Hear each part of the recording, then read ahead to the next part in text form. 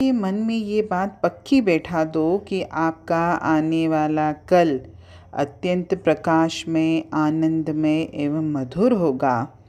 कल आप अपने आप को आज से भी अधिक भाग्यवान पाएंगे। आपका मन सृजनात्मक शक्ति से भर जाएगा। जीवन ऐश्वर्यपूर्ण हो जाएगा। आप में इतनी शक्ति है कि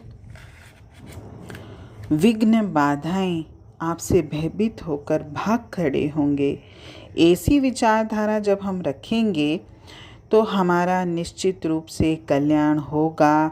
हमारा जीवन अत्यंत सुंदर होगा। हमारा जीवन दूसरों के लिए आदर्श बनेगा। हमारे जीवन में जितने भी संशय हैं, डर हैं, संदेह, भ्रम और भी पता नहीं हमारे दिमाग में क्या क्या रहता है, कल को लेके, आज को लेके, या भूतकाल में मेरे साथ जो घटित हुआ है वो बातें लेके हमने अपने इतने सुंदर जीवन का क्या हाल बना दिया है। कभी इस बात पर विचार तो करें। इस सृष्टि में, परमात्मा की सृष्टि में, हर वस्तु, चाहे वो जड़ है, चाहे वो चेतन के रूप में हमारे सामने है, जिनके संग में अपना जीवन जी रहा हूँ, सब की सब वस्तुएं बहुत ही सुंदर हैं।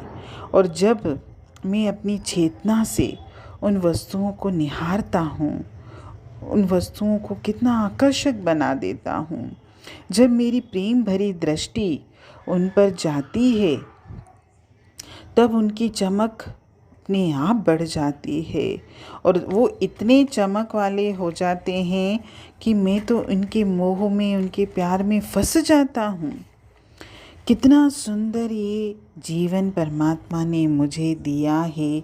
अगर वाकई में हम इसका आनंद लेना चाहते हैं तो हमको इन सब बातों से ऊपर उठना होगा और अपने जीवन को एक निर्मल पवित्र धारा के समान, जैसे निश्चल होती है धारा कभी पानी की, देखो बिल्कुल साफ होती है, ऐसे मेरा जीवन भी चमक वाला, साफ, निर्मल होगा।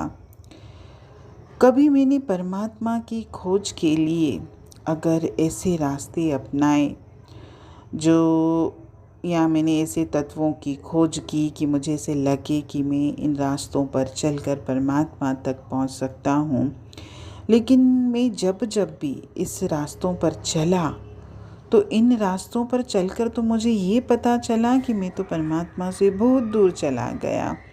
मैंने बुद्धि से, मैंने चातुर्य से, मैंने विद्या से, मैंने ज्ञान से उस परमपिता परमात्मा की खोज करने की कोशिश की, लेकिन फिर भी मैं परमात्मा से जुड़ नहीं पाया। मैं परमात्मा से अलग ही रहा।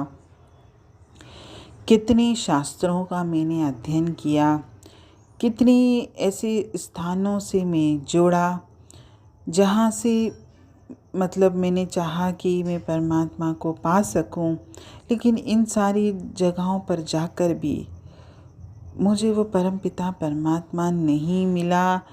उल्टा कभी कभी तो ऐसे स्थानों पर जाकर हमारी बुद्धि और गड़बड़ हो जाती है।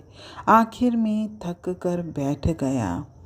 मैं सोचने लगा कि परमात्मा मुझे तो कैसे मिलेगा, कैसे मैं तुझे महसूस करूँगा, कैसे मैं तुझे पाऊँगा। लेकिन जैसे ही मैंने अपने भीतर झांका, मैंने ध्यान किया, मैंने अंतर्दृष्टि अपनी विकसित की, तो उस अंतर्दृष्टि से मुझे वो सर्वस्व मिला जिसकी खोज में बाहर भटक रहा था। मेरा तो आत्मस्वरूप ही सर्वत्र व्याप्त हो रहा है। मैं अलग नहीं हूँ, या सृष्टि का जो भी है वो मुझसे अलग नहीं है।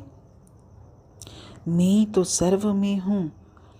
और अपने इस आत्मस्वरूप का ज्ञान जब हमको होता है तभी ही मुझे परमात्मा मिलता है।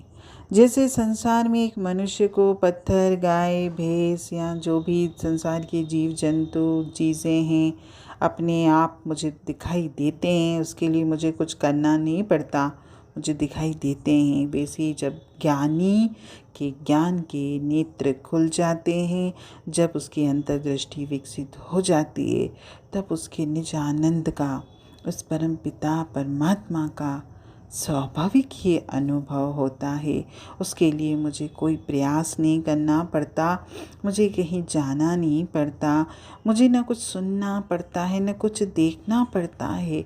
अपने आप मुझे उसका अनुभव होने लगता है और इसके लिए मुझे उस परम पिता परमात्मा से प्रेम करना पड़ेगा। हरि ओम।